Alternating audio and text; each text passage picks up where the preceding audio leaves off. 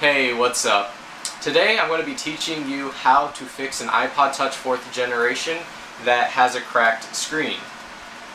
As you can see, the screen is cracked at the bottom right hand corner, and we're going to change it out with this new screen.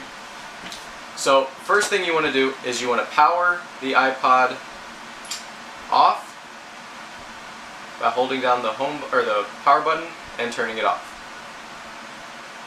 Once it is powered off, you want to place your suction cup on the screen and hold down the screen to the top and pull up gently. There is adhesive or sticky tape all around the edges, so be careful when opening the screen. Now you have the screen lifted up. The tools you're going to be needing today are, well, a brand new screen, adhesive for the iPod Touch 4th generation, a little knife or X-Acto blade, a 00 Phillips screwdriver, and a metal spudger or pry tool. So once you have the screen lifted up, you want to gently push the home button out because you're going to reuse it and set it aside with the new screen. You want to get your metal spudger tool and pry up or gently pry up the LCD connector to the right and left of the cameras. Once the screen is detached, there's only one more cable left, which is the digitizer cable. Then we'll get to that later because it's underneath the motherboard. Now there is 8 screws, 1, 2, 3, 4, 5, 6, 7, 8 screws you need to unscrew. They're going to be on the metal plate, which has the home button connector. Now keep in mind that these screws go in only one direction, so these screws are different sizes, so please be sure to take them out and put them back in the same way you got them. If some of the screws don't come out, they get stuck in there, sort of. You can keep turning them for hours and hours, and they won't come out. Just get them as loose as possible, and then once you lift this metal shielding up, they will pop right off with the shielding. But be sure to catch them, because if they fall on the floor and you lose them, it's a bad deal. So once you have all the screws loosened or taken out, set them aside in the order that you got them in from, so you can put them in properly, and then get your metal spudger, put the bottom left of the screen or the metal shielding and lift up gently, and it should come up just like this. Set that aside. Now we have the motherboard and the battery exposed, the headphone jack and the speakers, the Wi-Fi cable, and the 2 cameras. Now there's going to be some adhesive that is already stuck to the above the speaker. What you want to do is you just want to kind of scrape that off. You don't need that anymore, it just gets in the way. So once you have that off, you can throw it away.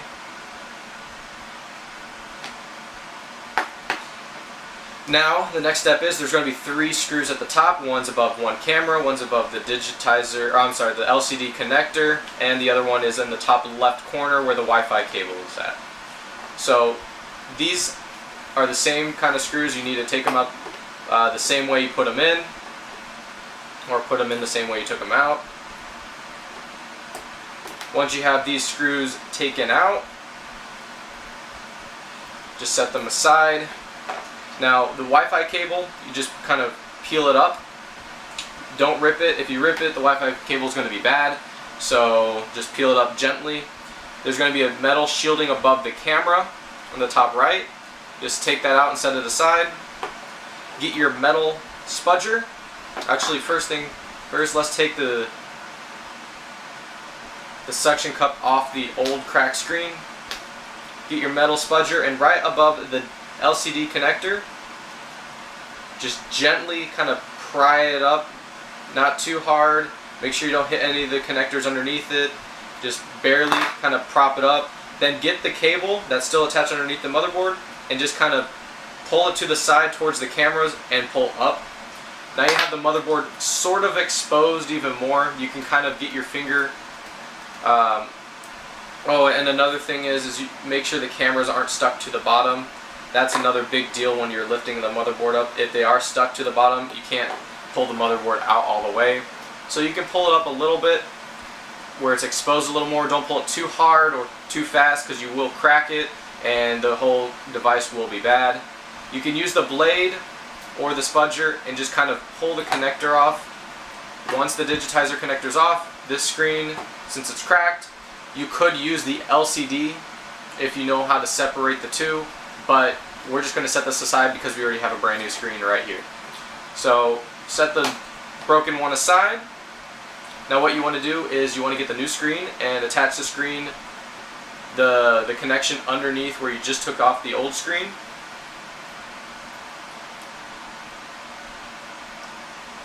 Now be sure to be careful while putting this connector on. You don't want to bend any of the pins. If you do bend the pins, it will mess up the connection where the touchscreen will not function properly. You will hear a click once the connection or the, I guess, the connector is clamped in properly. Once you hear that click, just feel it with your thumb a little bit, see if it's smooth, and look at it if you can, and if it's good, it will work. So once you have that digitizer connection in, you want to put the 3 screws back in where the Wi-Fi above the connector and the camera is at. So put them back in the same way that you took them out in, the same screws.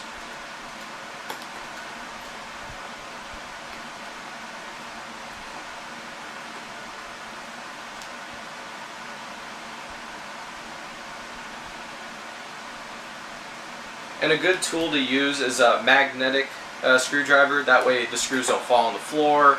And also you probably should do it on a white surface, because a black surface the screws kind of blend in, but I'm just doing it on a black surface because I'm more experienced in this. Now once you have the 3 screws screwed in at the very top, you want to make sure the top right camera is pushed down, the rear camera and the middle camera. Don't touch the lens for either one or else the camera will be blurry after you put it together.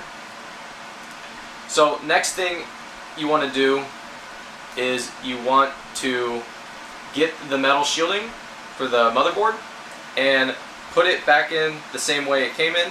Just get it sunken down in there and start screwing in the screws, the 8 screws that you screwed out the first time, in the same way you took them out.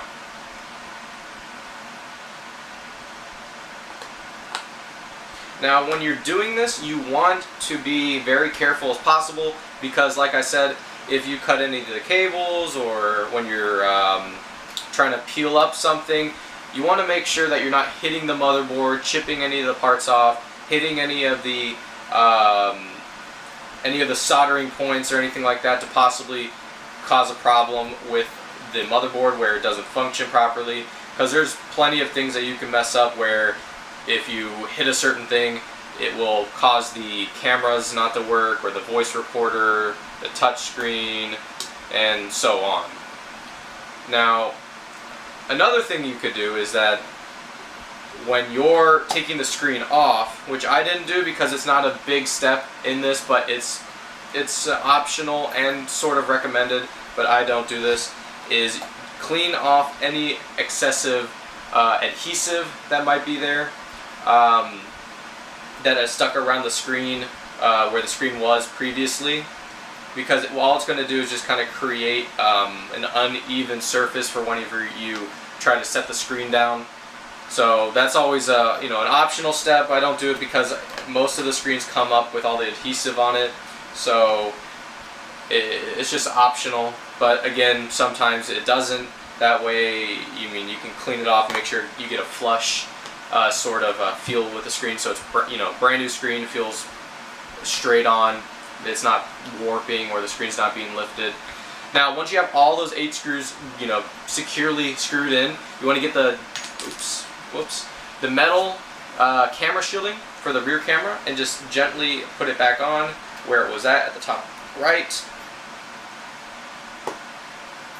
Once that's in, what you want to do is you want to lift up this new screen. There's going to be a film on the back. It has a little, I guess, kind of like a sticky note in a way, or a little, I don't know how to explain it, but just peel it off, because you don't need that. If you have this on, the screen's not going to really seat properly inside there, and it's going to cause dead pixels and such.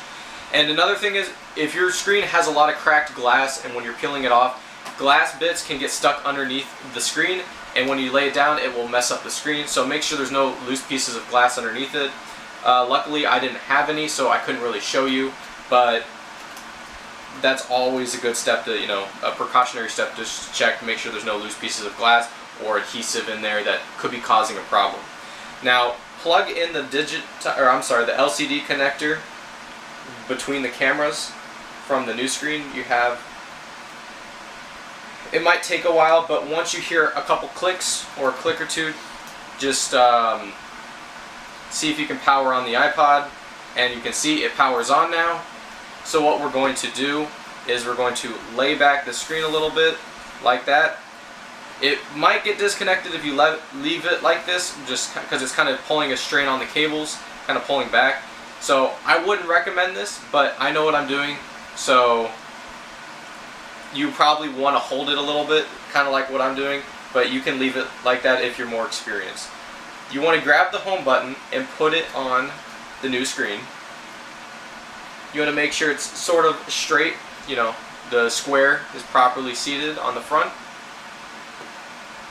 Now what you want to do is, once you have the screen connected, all the screws in place and everything like that, you want to get your new adhesive and peel off the outer edging of it. This is going to be the top one. It has a little skinny part with a big, fat corner part. You want to get the screen, you want to put this on top of the Wi-Fi cable.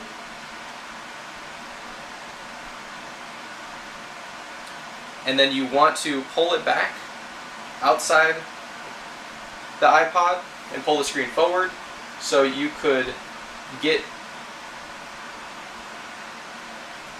on the corners where you can't really see. Now, there's also an alternative to putting the adhesive back on, is just pry up the LCD connector, so that way you can see more behind the screen and you can seat it down properly. Either way works. I like doing it the other way. I don't know why. I just feel like it's easier. I just know the iPod's on. By putting this down, you are pretty much guessing if the iPod will turn back on or not. It just takes some time for it. You might have to charge it again because there might be a short that you cause with the magnetic screwdriver. But I just like putting it on whenever the screen's already attached. So once the adhesive at the top is already attached, just make sure that you get your metal spudger and kind of, get out all the bubbles. Make sure it's the adhesive tape is stuck on the bezel or inside the iPod. Now grab the other piece of adhesive and go do the other side of the iPod, the lower side where the home button is.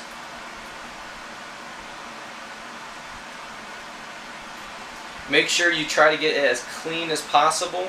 When I mean clean is, no debris underneath it, and make sure it's seated properly. Again, use your metal spudger, push down, get out all the air bubbles, make sure it's a firm connection, not where it's just barely sitting on there, and when you put the screen on, the screen's just going to come right off.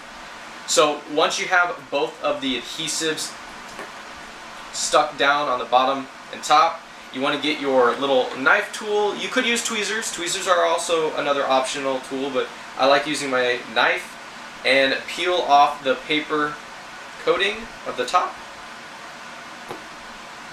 There's a big piece on the bottom and 4 little squares. The little squares you don't really need to get them off. They're not going to cause anything. Most of them are just going to be sunken down into the holes.